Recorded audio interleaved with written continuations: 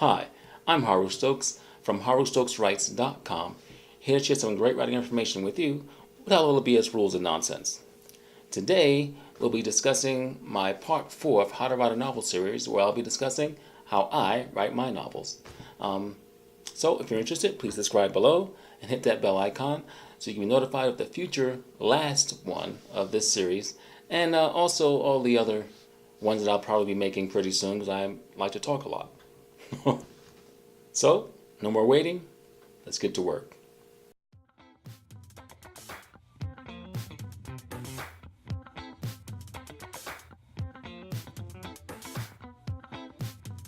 Hi writers, this is part 4 of my How to Write a Novel series, and this part is called Just Write, which pretty much means don't edit while you write. Don't do that.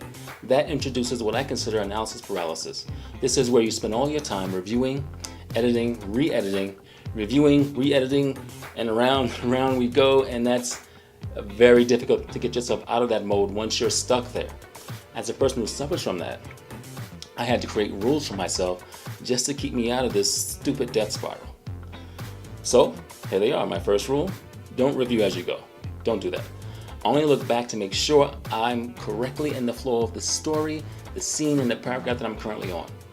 My second rule is edit on a per chapter basis. So I never go back and edit a partially finished chapter, ever. I only start editing once I've finished a chapter.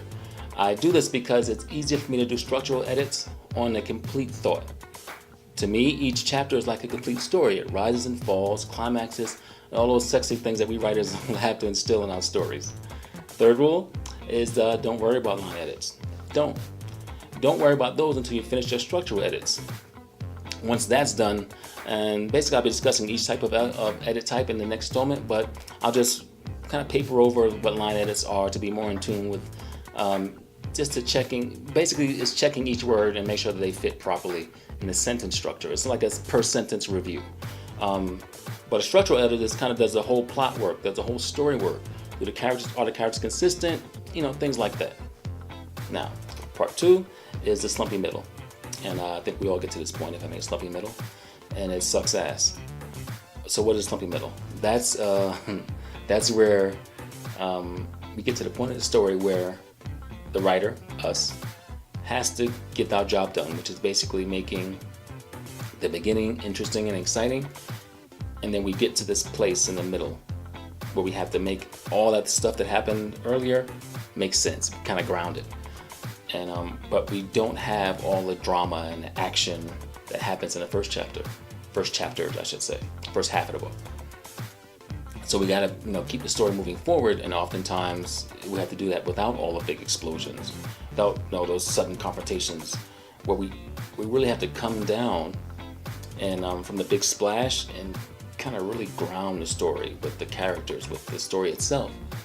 And what I need you and myself to remember is that that's where you fall in love with the characters. And that slumpy middle, that's where the reader really falls in love with the story, with the characters, with everything else. And they're not just shocked. They're awed by the spectacle of the first chapter. The slumpy middle is where you actually make the story happen. This is where you really make the story shine in preparation for that big finale that you've been dreaming about. But the slumpy middle is where you really do the hard work. It's the beginning is usually really fun to write. The ending is really fun to write, but that middle part, that's usually where things get a little hectic and it slows down. But without that part, you don't care about the ending. No one cares if the middle doesn't work. If the middle doesn't work, the ending doesn't matter. And the whole story becomes garbage because no one just wants to see explosions after explosions. They want to really get into it. So, number 3 is staying motivated. Staying motivated is hard.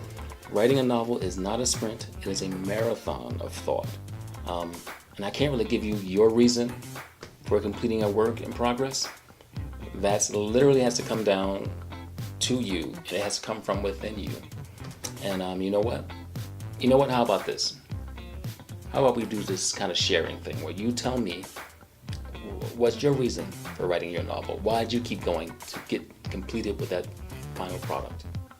For me, I had a burning desire to get the stories out of my head. It was annoying me. So I had to get it out of my head. Like, you constantly have these thoughts of these scenes that play in your head over and over again, and it didn't stop until I wrote it all down. That's it for this one. Next, we'll be finishing this whole thing up in part 5. So subscribe below, hit that bell icon so you can be notified when the last part drops. So remember, no excuses, just right. Peace.